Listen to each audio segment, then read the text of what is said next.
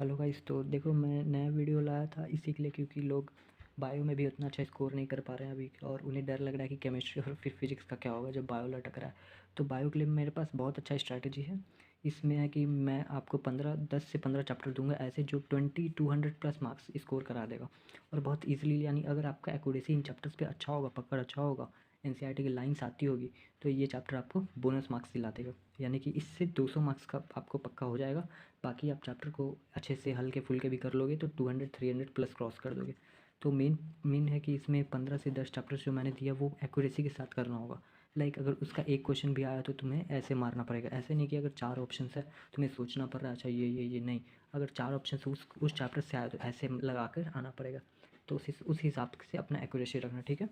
तो देखो, चैप्टर्स मैंने लिख लिया है, और ये चैप्टर्स ऐसे ही नहीं लिखा है, मैंने बहुत रिसर्च किया था। 3 साल 2023 से लेके अभी तक का पेपर है, उसमें उससे मैंने देखा था अच्छे से। इसको क्या बोलते हैं, प्लानिंग करके मैंने खुद से बनाया है।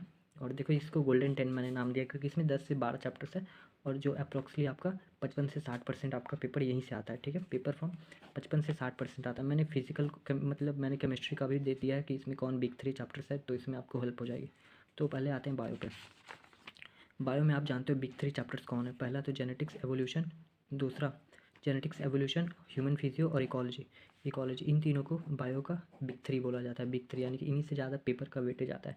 अब देखो, एवोल्यूशन में एक चैप्टर्स है, जेनेटिक्स में 2 चैप्टर्स है, तो इनका वेटेज हो जाता है 48 से 60 मार्क्स का, जो कि 12 से 14 क्वेश्चन कंटेन करता है। और इसी में आप ह्यूमन फिजियो का देखोगे, इसमें 6 चैप्टर्स है, इसका 12 से 14 क्वेश्चन आते हैं, 48 से 50 मार्क्स का आता है, 48 to 50 मार्क्स का इसमें पेपर आता है। तो और एक बिग 3 में इकोलॉजी आता है। इकोलॉजी में 3 चैप्टर्स हैं, ये बहुत ही मतलब डेटा टाइप है। अगर इसको आप याद करना चाहो तो बहुत ईज़िली हो जाता है। जो इसमें लोग फँसते हैं और इसमें लोग फँसते हैं, लेकिन इसका जो डाटा है वो अच्छे से याद हो जाता है। तो ये रहा बिग 3, और इसका 40 से 48 मार्क्स के क्वेश्चन आते हैं, और 10 से 12 40 to 48 मार्क्स के नंबर आते हैं, और 10 से 12 क्वेश्चन आते हैं इसमें से।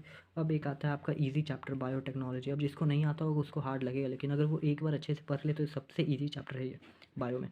तो इसमें दो चैप्टर्स आते हैं। एक होता है प्रिंसिपल, दूसरा होता है उसका एप्लीकेशंस वाला।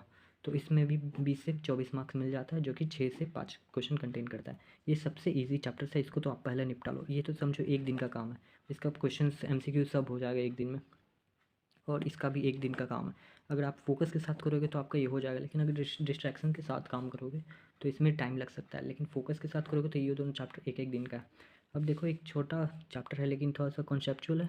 अगर इसका कॉन्सेप्ट आता होगा तो अच्छी बात है, ये अच्छा से नंबर दिला देगा। एक है सेल साइकिल, सेल डिवीज़न।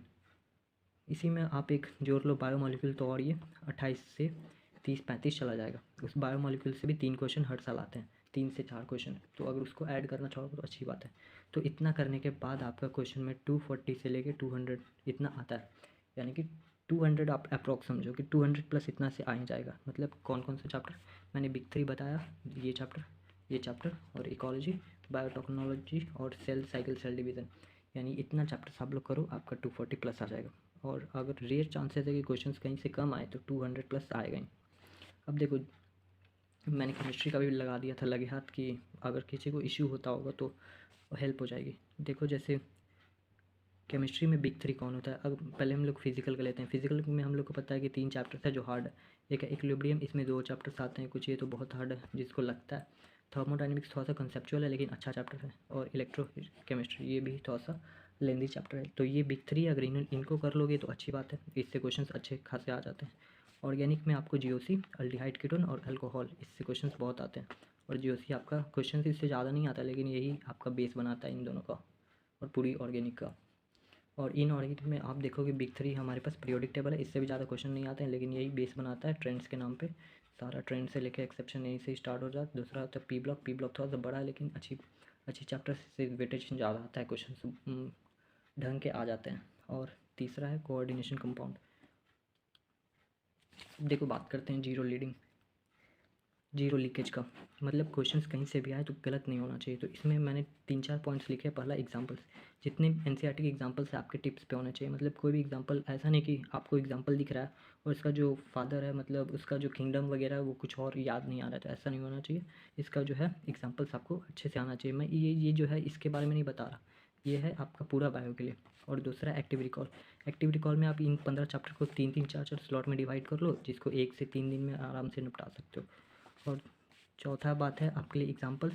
ये एग्जाम्पल से ही आते हैं आपके मैच द फॉलोइंग्स, इसलिए एग्जाम्पल को अच्छे से किया करो। और ये जो असर्शन रीजन है आपको देखो क्वेश्चन बुक्स में ऑलवेज नॉट एक्सेप्ट जहाँ पे भी लिखा हुआ रहेगा, मतलब वहाँ से असर्शन रीजन 100% बन सकता है। इसलिए इन ये जो बॉक्स है इसको आप अच्छे से लिख लो कहीं पे, ऑलवेज नॉट और एक्सेप्ट वाले क्वेश्चन हर बार असर्शन रीजन में आते हैं। और डायग्राम को रिकॉल करने का तरीका देखो, जैसे एक पेपर उठाओ, उस पर एक डायग्राम को बस रफली पारो, रफली ड्रॉ कर दिया करो। और क्योंकि उसमें उतना टाइम नहीं है उसको कलर वगैरह करने का, तो रफली ऐसे जैसे मैंने स्पम को ड्रॉ कर दिया, स्पम का ऐसे ऐसे ऐसे बना देंगे और इसको खुद से आप लिखने का ट्राई करो। तो ऐसे इसको बोलते हैं डायग्राम का एक्टिव रिकॉल।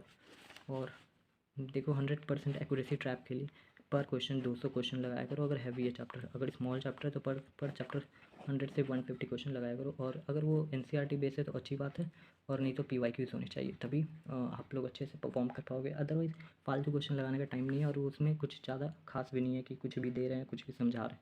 तो ज़्यादातर एनसीईआरटी की लगाया करो, और नहीं तो पीवाईक्यू लगाया करो।